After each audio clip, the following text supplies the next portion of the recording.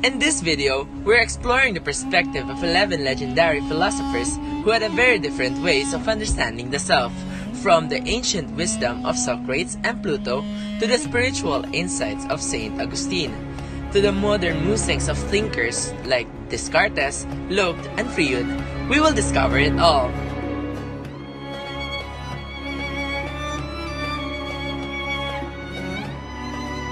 Let's start with Socrates, the father of Western philosophy. Born in Athens in 470 BCE, Socrates dedicated his life to questioning and dialogue, encouraging people to examine their own beliefs. His methods of inquiry, now known as the Socratic method, laid the foundation for critical thinking. Next, we have René Descartes, the French philosopher who famously said, "I think therefore I am." Descartes was born in 1596, and his idea focused on doubt, certainty, and the nature of human existence. Descartes questioned everything, even reality itself. Now, let's move on to Immanuel Kant, an 18th century German philosopher. Kant revolutionized the way we understand the self by distinguishing between how we experience the world and what the world is in itself. His work laid the groundwork for modern ethics and metaphysics. Next up is Plato. He was a student of Socrates, believed that the self is divided into three parts: the rational, the spirited, and the appetitive. So what does that mean?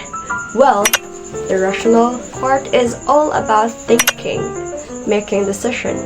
The spirited part is tied to our emotions, and the appetitive part is all about desires, like hunger or physical ones. Now, let's talk about Saint Augustine. He took Plato's ideas and mixed them with Christian beliefs. For Augustine, the self is the soul, and our soul's main purpose is to connect with each other and love God. For Augustine, true happiness doesn't come from satisfying our desires or emotions. It comes from having a deep relationship with God. Our connection with Him is what defines who we are. Now, let's proceed to John Locke. Locke believed that the self is shaped by our experiences. He said, "We're born as a blank slate," which means we don't have any built-in knowledge or personality.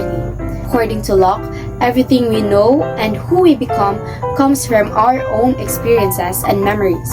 Our self is a continuous identity over time because our memories link together to form who we are. Now, David Hume had a different idea. Hume didn't believe in a permanent self. Instead, he thought the self is like a bundle of perceptions, just a bunch of changing thoughts and feelings. For Hume, there's no single unchanging self. Our mind is always changing and there's no fixed core inside us. We're just made up of constantly shifting experiences. Sigmund Freud divided the self into three parts: the ID, which is all about instincts and desire; the superego, which are sense of morality; and the ego, which balances the two. For Freud, the self is a constant balancing act between our desire and our moral values. How well we manage that balance is what shapes who we are. Next up is Gilbert Ryle. Ryle didn't believe the idea of separate mind and body. He said the self isn't some ghost hidden inside us. Instead, it's shown through our actions. What we do is what we are. Then, we have Paul Churchland, a modern philosopher. He argued that the self is simply the brain.